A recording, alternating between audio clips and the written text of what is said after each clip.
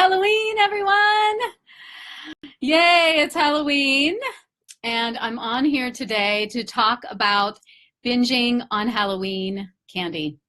Trick or treat happens, get lots of candy, and then what do you do? So we're going to talk about how you can how you can set yourself up for success in Halloween. And we are to me, Halloween is the start of the eating holidays, right? We have Halloween, we're bombarded with candy and sugar, and Thanksgiving, which is a huge, eating extravaganza. And then we have Christmas, which also is all about the cookies and the cake and the candy and the food and the this and the that and the drink. So I want to come on here and talk to you all about how you can find some peace with your body and with the amount of sugar and candy that's going to be in your presence. I know, oh my gosh, I was so addicted to Halloween candy when I was younger. So when I was a child, actually up until my senior year of high school, I was so into going trick-or-treating. I don't know if any of you know that Jerry Seinfeld where he talks about like, get candy, more candy, get candy, get candy, get candy. That was me. I would run from house to house. And I remember my best friend being like, why do we have to run? I'm like, because I need more candy.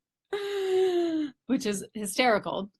And then I would get home and I would lay it all out, all my Clark bars, all my Snickers, all my Milky Ways. Everything was lined up. And then I would just proceed to eat and eat and eat and make myself so sick to the point where I would finally just want to eat it all and get it over with, because having that much sugar and that much candy around in my presence was too overwhelming. So if you're here right now and you're joining, if you're on live or you're watching the replay, please put your name in and join the conversation about not binging on Halloween candy and trick-or-treat candy. So I would just eat it as quickly as I could so that I wouldn't have to deal with seeing it around. And I don't know if you're familiar with that behavior, but it's like when you're here and you know that there's candy over there and the candy's like, hi, I'm over here. Do you want me? Hi, I'm sugar. Do you want me? Hi, you want to eat me? And you're wanting to do everything you can to stay focused. But quite honestly, the candy is talking way too loud. So what can we do? So you may be at a place where candy doesn't really affect you on Halloween. I'm at that place right now where I don't have a big issue with it. I just don't eat it. We'll get to that a little bit later. You may go whole hog and know you are, right? And then tomorrow feel like crap and beat yourself up. That's not fun. You may be in this like trepidation, like I'm not going to eat any Halloween candy, when you know deep down that you likely are. Right? Like you may say you aren't like 2 days ago, but waking up this morning and maybe you're stressed out a little bit or you're feeling a little on edge, you're going to eat the candy, right? So we need to like set ourselves up for success around this. So you may say you're not going to and eat it anyways, or you may go whole hog and wake up tomorrow without any shame, or this would be an interesting way to be with it. Choose to eat so many pieces of candy and then savor it. Be with it. Enjoy it. Hello, everyone who's joining. Be with your candy. Sit with your candy. Enjoy the candy. Realize you're eating the candy. Know it's okay. Right? So these are ways that we can kind of shift ourselves. And the best way, so I was recently talking with a client and she was saying, listen, I don't want to eat any Halloween candy at all. And I'm like, I don't know about that, sweetheart. I mean, You just binged like 2 days ago. So for you to come to Halloween and think that you're not going to eat any candy is literally setting yourself up to feel like crap about yourself tomorrow. So I wanted to set her up to feel good about herself the next day. And what we decided is that she was going to give herself an amount that was a little past, like, if she said 2, she'd be like, I'm not going to eat 2, right? I'm not eating 2 small, fun-sized pieces of candy, right? She's like, okay, if I ate 5, I would feel like it was decadent, indulgent, and just knowing that I'm allowed to eat 5, I probably won't eat 15. Huge. Setting herself up for success, knowing where she is, right? Knowing where she is. She's still working out this binge eating. We're getting, it's going away deeper, easier and easier every day, but this is a big day. So to set herself up for the next day to feel good about herself and to not have shame is huge, because I've said this before. I'm going to explain it to you again. When we binge, after we binge, we often go into the shame cycle. And the shame is, I can't believe I did that. I don't have any control over my food. I'm an idiot. Why can't I figure it out? I can't believe I'm doing this again, right? All of this type of self-talk and negativity. So when we're being negative towards ourselves, we end up setting ourselves up to maybe restrict or fast or exercise too much. That's what I used to do. And then what happens is that next day, and the next day could be any day, right? It may not be tonight that you're eating the trick-or-treat candy. It may be 4 or 5 days from now when it's still sitting around from your children. So let me backtrack myself here. Okay, so you're restricting,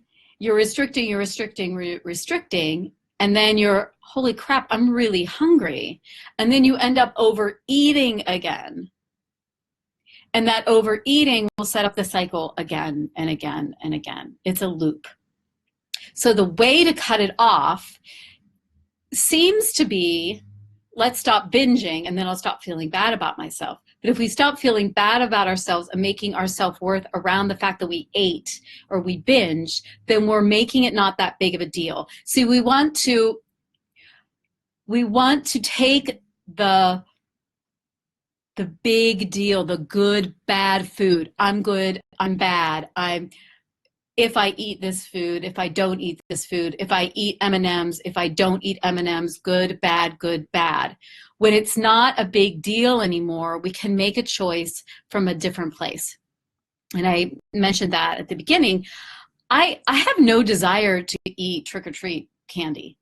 I love chocolate, don't get me wrong. I'm going to be eating chocolate, and I have my own stash of chocolate if I want it. But I don't have a desire, not because I want to lose weight, but because I know what it feels like in my body. I know that my belly doesn't like it. I know my bladder doesn't like it. I know my nervous system doesn't like it. So I'm making a choice for my health that's different than I want to lose weight or beating myself up because I can't control my food. So that's really key to this process, is knowing where you are and from that making a decision. But please do not beat yourself up. Do not beat yourself up if you ate a little bit more trick-or-treat candy than you wanted. So how can you? I would ask you to sit down, or even just, I know it's very busy. I love it. Sit down and journal for a half an hour around how you want to eat your Halloween candy. I know that's sometimes not even going to be the case. Sometimes it's just sitting in the car and not looking at your phone and taking a couple moments and being like, okay, how do I feel today? What's present? where am I? What is possible for me with my food? How do I want to feel? And how can I set myself up to feel good about myself? How can I be compassionate towards myself? So I don't know if you all know the Switch Witch, but this can be helpful.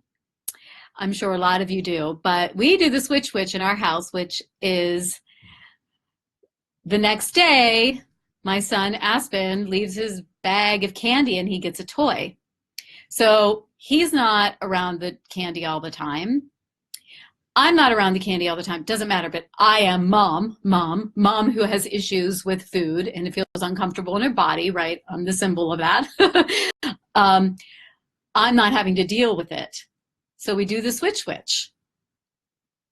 So I would love to hear from you, and I would love to support you more with this. So the bottom line is compassion, compassion, compassion for yourself. And this is, like I said, the start of the holidays, start of the food holidays. And I'm excited because I've created this program, Body Compassion Collective, that's going to actually go through the holidays and offer women a support. It starts November 13th. And so it's going to be a support system during the holidays. So not only are you healing and releasing and letting go of negative beliefs and creating a more peaceful relationship with your body and food, come 2020, you're ready to go. And it's not like you have to binge your way through or restrict your way through the holidays and then get to 2020 and then get it figured out. No, let's do it now. What happened last year? Think about what happened last year and how do you want to start 2020? So if you're interested, then please, I'm going to put a link below for Body Compassion Collective.